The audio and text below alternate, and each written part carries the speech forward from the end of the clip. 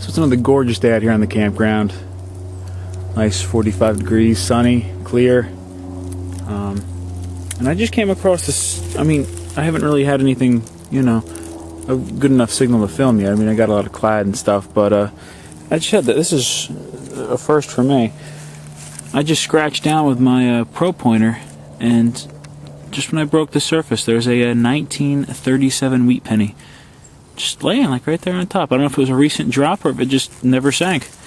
There are a lot of roots here, so I don't know. The ground's kind of tough, rocky, so it might have just sat there. I don't know, but it was a weird find. Good find nonetheless.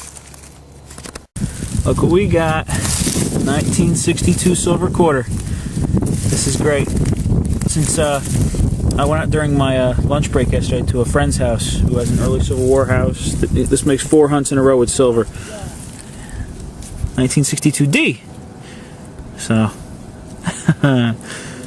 it's a good day. I already pulled about 8 wheat pennies. I was wondering if there was any silver left out here, but there we go. So I'm out here digging. I found this hill I never tried before, hoping that my in-laws never tried it either, because they make this hard for me. And I just dug up this rather interesting shell casing.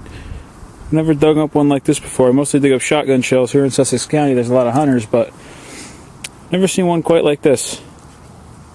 So, hope that's a good sign.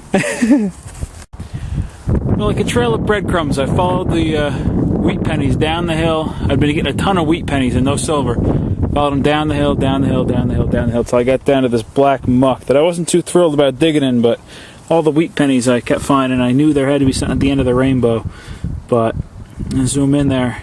I see a silver rim there. I see what it is.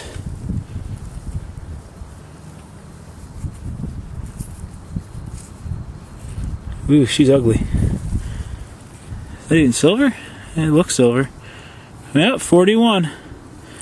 That's silver. Man, this muck does nasty things to these poor coins. Pulling out in terrible shape, but hey, I'll take silver any way I can get it. First ever 2-quarter day. I can't complain at all. Let's see if there's anything else on this muck. You know, I just filled in that hole there, and I got another signal right next to it, and I was going to film the whole thing, but it is so nasty down here that if I got any of this muck on this camera, my wife would kill me. But it looks like we got silver again, and it looks like we're going to make it a 3-quarter day. What's this one? 1960. Awesome. 3 quarters.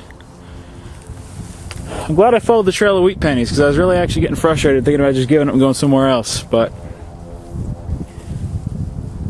it's definitely paying off in spades. I wonder if there's any more down here.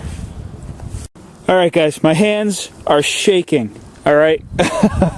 I just dug up the 2 silver quarters, and there was one more signal. It was sketchy. It was right between them. I normally would have skipped it. It had like a 25 ferrous, 47 conductive, and it looked like trash, but I figured you just dug up a silver quarter there. You just dug up one there.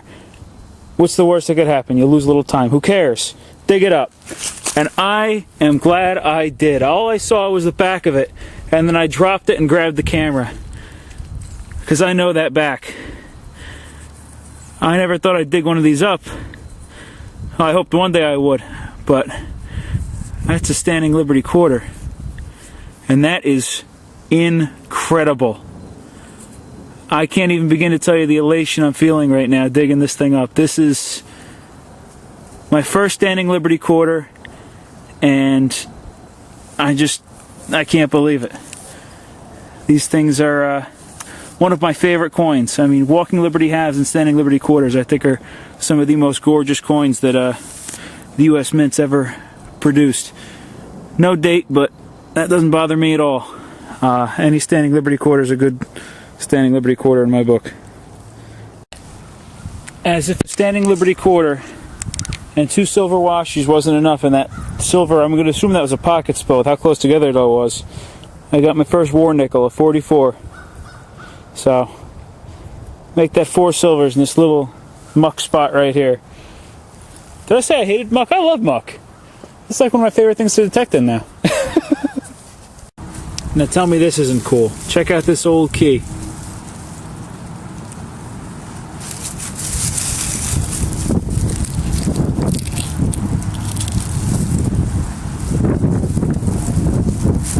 That's pretty neat. I found it about 8 inches down. He was way down there. But I switched spots. I'm back towards my in-laws' Civil War era house. I'm out in the used to be the old orchard, seeing if there's nothing hidden away out here. Hopefully there is. Well, guys, that's a wrap for me. This is my long. I am tired. I've been out here 8.5 hours detecting. I did a lot of random stuff. I wasn't even, trying to test a lot of different areas. I just randomly walked through those woods over there, just hoping to see if maybe I'd trip over something that used to be out there. But a lot of hunting, a lot of finding early on, but it kind of tapered off at the end of the day. I spent the last 3 hours doing pretty much nothing. But that's why they call it metal detecting and hunting and not finding. So anyway, thanks for watching. I'll post the totals. Alright, so here are the totals for this hunt. I have got $5.75 in quarters, $4.70 in dimes, 65 cents in pennies, 10 cents in nickels for $11.20 in clad. I dug 13 wheat pennies. 52, 42D, 42, 37, 41, 46, 34, 47, 51, 51D, 44, 57D, and 56. Whew. And I dug 5 silvers, a 44P War Nickel, a 41 Washington quarter, a 60D Washington quarter, a 62D Washington quarter, and a no date Standing Liberty quarter. But I don't care because that is my favorite dig ever. Love that coin. I also got 2 tokens. One is a Paul Revere token from the famous Facts and Faces game from Shell. And one is to Frank's Fun Center on Point Pleasant Beach in New Jersey, which is quite a ways from here, but it's apparently 5 points. I have 3 shotgun shell casings and the one 30-30 casing. I dug this yesterday during lunch at my friend's house. It's a sterling silver, part of a pin. The manufacturer is Whusco, W-H-S-C-O, and they were only around from 1905 to 1910. So it's some old sterling. I got a beautiful little button at his house as well. Nice little flower with the shank still intact. I found this in the campground, and I was going to throw it out, but it's a perfectly good clasp, so I just hosed it off and took the old broken rope off it, and hey, I got a brand new clasp. And this key. Gotta love this key.